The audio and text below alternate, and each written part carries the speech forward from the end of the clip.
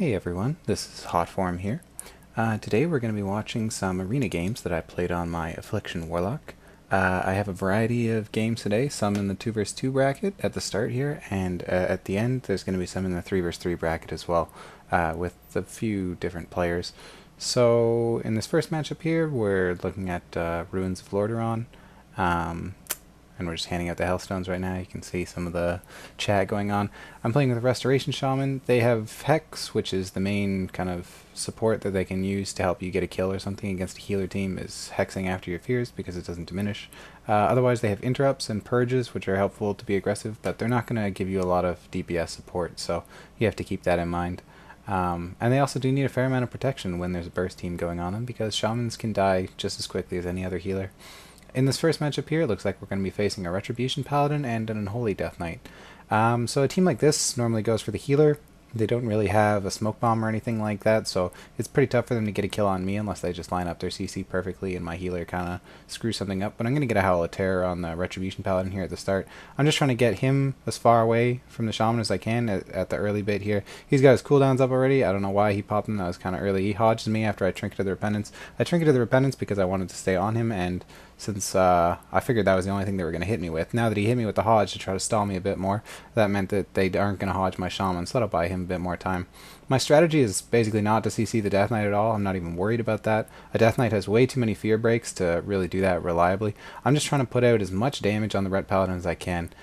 His healing will keep him up over time if I just do a light amount of damage, but I'm spamming Shadow Bolts right here because if I can just kill him now, then my Shaman will be okay. And yeah, he does go down. My Shaman dropped Spirit Link there. I was just out of range, but luckily I hopped in time to save him. So basically the strategy against double DPS teams is, well, against a Death Knight anyways, there's no point in trying to fear them. Your Shaman's, that's not going to be worth the time to cast those fears. You just want to put out a lot of damage and then hopefully kill something before your Shaman runs out of cooldowns, because that's going to win you the match, I guess. We're coming out here. It looks like a Feral Druid and an Affliction Warlock, so my goal is just to dot up the Affliction Warlock. I'm not even going to really worry about the Druid. It looks like they're on me at this point. And as long as I can survive for this opening bit here, I know the Warlock's going to melt away. He doesn't really have any sustainable off heals. The Feral Druid could heal him a bit, I guess, but there's not a lot he's going to be able to do once he starts to dip low. So I'm just kind of not even worrying about CCing the Feral Druid at all. I think I popped my Howl of Terror into him, but other than that, I'm just doing as much damage as I can to the Warlock. And as long as I stop him from getting a Soul Harvest off, there's pretty much no way we're going to lose, because now, see, the Warlock's low. He's got some dots taking on him. Yeah, sure, I can't get to him at the moment. I actually get a nice fear there on the Druid when he tried to switch off. But the fact that I can't get to him is kind of irrelevant, because he can't do anything. He just has to stand there and try not to die. So now we come around, he's back out in the open, and he goes down easily. And that's all I had to do, is just dot up the Affliction Warlock and make sure that I was doing enough damage to put them on the defensive in time.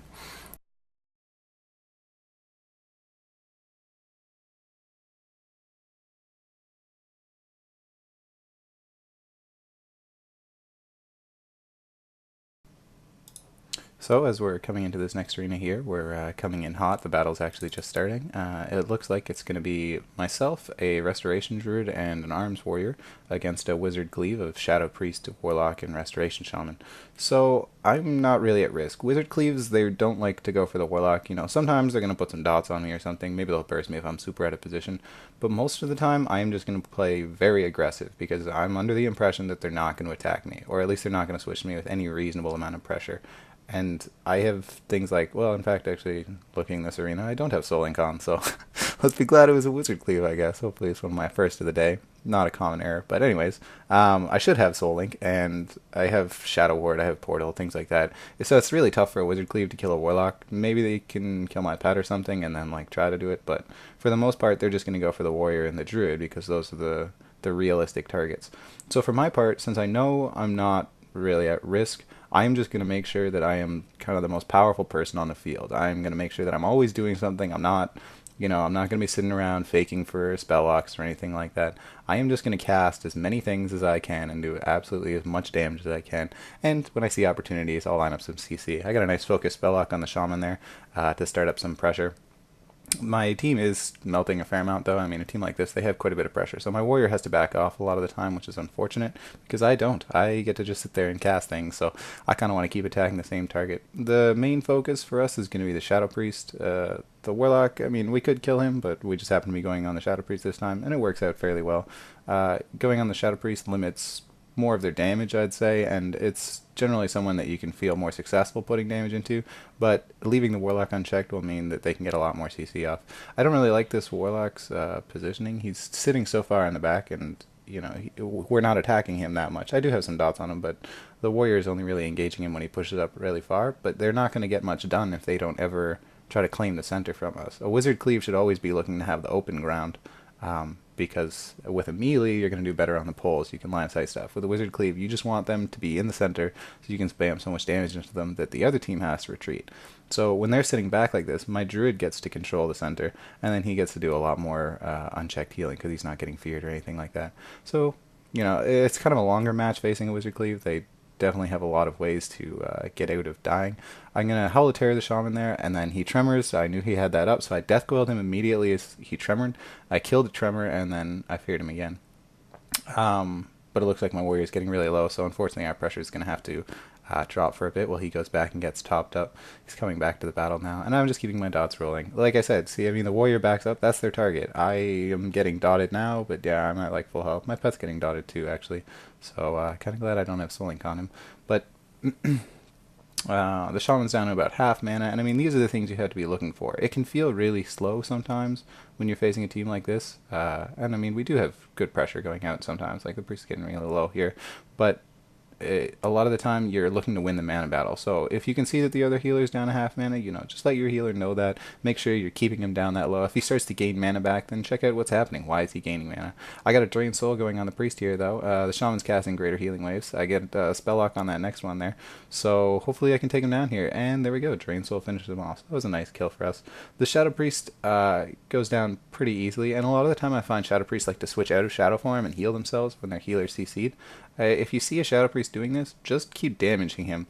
When a Shadow Priest is out of Shadow form, they take a huge amount more damage. It's like 15% or a bit more than that. But they have to switch back to, and it's really cumbersome for them to be healing. So while they might live, the amount of damage you can do to them while they're not in Shadow form is well worth it. So yeah, that was a good arena for us. Coming into the next arena here, we're going to be on Ring of Valor, and I'm playing with the same team again, a Shadow... Oh, actually, no, it's a different team. I'm playing with a Shadow Priest and a Restoration Shaman this time, so we switched the Warrior for a Shadow Priest, so now we are playing a Wizard Cleave, and we'll see what we get on this map. I haven't put Dark Intent up, hopefully I remember to do that. Anyways, come on, put the Dark Intent up. I haven't made a Healthstone well either. I just made one for myself. Anyways, I'm probably talking to them or something at this point. I think we're facing a melee team in this matchup. Generally on Ring of Valor, the first thing I do is I just run out and I put my portal down right away on the pole. There's no better place to have it. That first pole is pretty much the most advantageous thing you can have. It's going to save you a lot of the time against burst teams and even just on normal teams, even if they're not attacking you sometimes. Warping up on the pole is great for positioning if they've pushed into your end, and it can give you a huge advantage just in positioning for the rest of the battle. There we go, finally remember my Hellstones. I don't remember Dark Intent this battle, but I looked at it, so I'm struggling a bit with buffs in these clips, unfortunately. Oh, there we go. Okay, good, I got it up right at the end. Alright, so Warrior comes out. He's coming in hot. Make sure to devour and things like that. I've been devouring in all my arenas, actually, but I'm just mentioning it now. But yeah, so I'm putting a lot of dots into the warrior. I haven't got Curse of Elements up, but I'll get that up in a sec. Put some soul, or put my soul swap into the druid, but most of the time we're just gonna be focusing on the warrior. I already feared the paladin once. I should have him on my focus, but I feared him again there. Gonna fear him one more time because he's standing right next to me. There we go. Put him on the focus. I got all my dots rolling on the warrior. Just gonna spell lock that paladin on his flash of light. He really should have aura mastered that. I mean, he was 3 fears in. I could have followed with a horrify too if I wanted to stop that cast, but the spell lock ensured his death. He couldn't do anything at that point, and the warrior just went down instantly. The paladin played it fairly badly. I mean, the warrior charged in right off the start, so the paladin had to come close, but he could have told his warrior, like, back up a bit. I'm in a horrible position, or stopped a warlock. But the fact that I just stood beside him and cast 3 fears into him, it's kind of an I win for the battle. So we're starting up in the center of this arena again and get comfy for this one because it looks like it's going to be a fair length one. We're looking at a Wizard Cleave versus a Wizard Cleave. We're playing with Shadow Priest, Warlock, Restoration Shaman, and they are playing Shadow Priest, Frost Mage, Restoration Shaman. Killing the Water Elemental in a team like this can be really helpful. But there is also a lot more to hit in a 3 versus 3 than a 2 versus 2, so you might not have time to take out the Water Elemental all the time. It looks like I am getting pressured a bit here, so we can see what happens when they attack the Warlock as Wizard Cleave. Luckily, I have Soul Link on this game.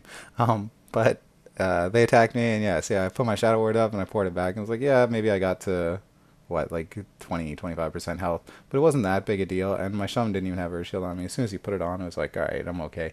That's why I'm not really worried, and that's why I get to play the front, and why I just kind of stand there, and it seems like they don't really do anything to me a lot, because whenever they switch to me, then I just make sure that they know that I'm not a target they want to be on. When they switch to me and I can just kind of be like, you guys want to switch to me? That's not going to work. We're going to keep winning. Then they're never going to switch to you. And when you know that that's the way they feel, when you know that they feel like that they can never switch to you, you can be a baller and just walk in like this and be right up in their face. Looks like my Shadow Priest is too, of course, at this point. We have their Shadow Priest completely out of mana, so it's fairly easy for us to push our pressure. He's going to disperse here. He wasn't that low, but he needed to do it for mana. It's nice to pay attention to the Shadow Priest mana, because often that is what can give you a major advantage in the game. Shadow Priests tend to run out of mana pretty quickly. They do have a lot of ways to get it back, but there will be times when they'll just have nothing, and you can push your advantage quite well at that point. They're putting a lot of DPS into my Shadow Priest. He's kind of stuck in the center there, but it doesn't look like he's too scared. We're putting a lot of damage into their Shadow Priest as well. The Shaman was just stuck in a full fear. It looks like this one's going to get grounded. No, actually the grounding totem got destroyed, so that was nice. Got a 4-second fear on him. Hopefully I can follow it up. Yeah, I got a spell lock on him too. So we're getting a lot of pressure into the Shadow Priest at this point, and that's exactly what you want to do. Like, I had 2 fears into him there, and then I followed up with a full spell lock and a Death Coil. I still do have one more fear on him. Actually, the Shadow Priest used it. It would have been better probably not to fear the Shaman that time. The Shadow Priest feared him there, and maybe he didn't know the Diminish, but when there was only the 1 Diminish left, and he'd already sat through a full spell lock and a Death Coil, it means he'd been sitting 9 seconds without a fear, and it only takes 15 to reset. So if we'd waited 6 more seconds without fearing him, then we could have got a full reset on him and maybe got more pressure. It looks like the Shaman's drinking at this point. He gets back up just because of the pressure on the Priest. And the Priest is out of mana again, so that's looking kind of grim for him. But he is behind the pole, so there's not a lot we can do about it. Just switching to the Mage for this point, but I don't, I've been trying to roll my dots on the Mage as well, because we're not really interested in going for the Shaman. We're just going Priest and then Mage when the Priest gets away. But the Mage is just a pressure target, and I mean, with Mage Armor, my dots are going to wear out so fast that it's really, it's not something that I like to do. I don't like to attack mages that much as an Affliction Warlock, because you don't even really get the time to roll your dots. It's like, it feels like you put them up, and then by the time you're trying to like cast your second haunt to refresh the corruption, it's already worn out, and you have to actually reapply the corruption again. So it's just kind of not fun to try to roll your rotation on a mage, and he's mostly just there so that when you need something to attack, then you can attack it, and it forces them to keep healing. Because if the Priest gets away, we could chase him, but he could just run around the pole, and then we lose all our pressure. That the Shaman gets to regen mana, maybe the Mage gets to line something up at the same time. But if when the Priest gets away, we just say, okay, he's gotten away, there's no way we can get him back, switch to something right now, then it means that we keep them doing something. And while the Priest is now out of battle saving himself, his mage is losing, right? They're losing the rest of the battle, so he has to come back. And then when he comes back to try to help out his team again, we just switch back to the Priest. It looks like we're on the mage right now. He's kind of stuck out in the center. So, I mean, there's still times when you want to pressure the mage too, when they're just out of position. Priest doing a Hymn of Hope. I guess I'll fear the Shaman because he's standing right next to me. It's always nice when the healers just stand right next to you. He trinkets out of that. I'm going to fear him again as a 4-second one. I have a fair amount of damage on the mage, but it looks like he's going to be okay. I don't think he's even ice blocked yet, so we have a ways to go on him. And I'm just going to start dotting up the Priest again because he's sitting in the center.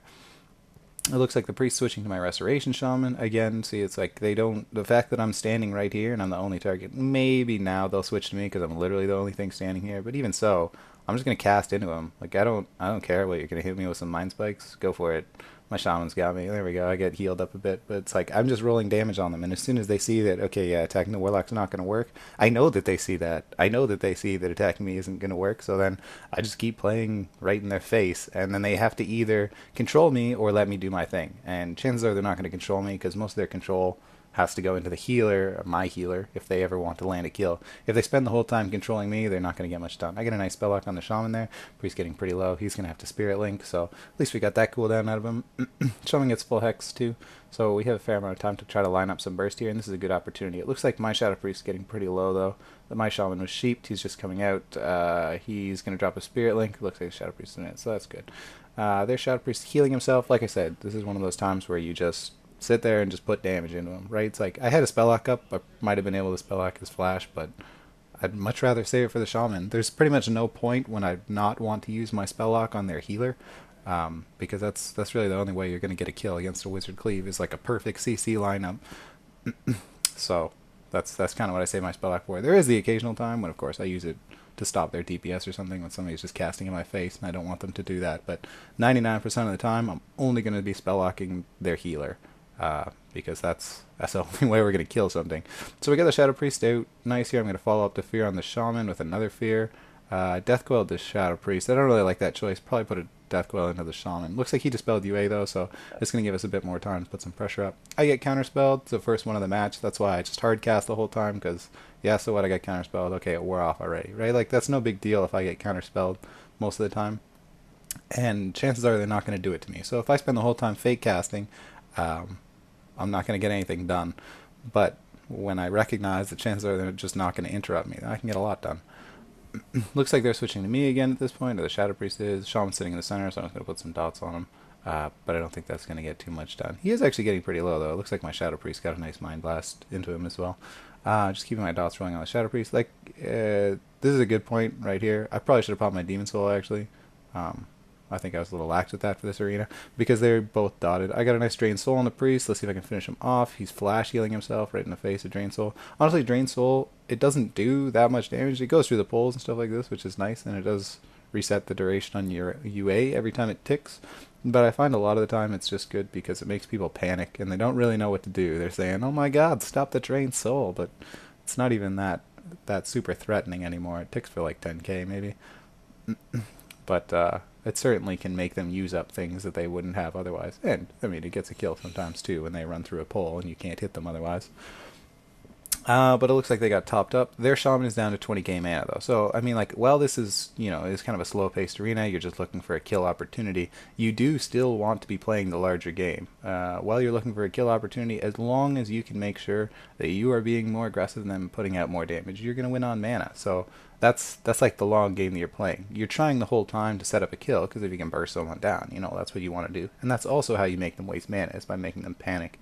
The Shaman's getting full mana tied off, unfortunately, which was not a good choice on my part to let that go, but I was spamming Shadow Bolts into the Priest in an attempt to try to finish him off from like 10% health. But it looks like he's going to get away again, sneaky guy. But I get stuck in a sheep. Actually, he's still really low, and there's a silence on the Shaman. Spirit Link was too late, and the Shadow Priest does go down.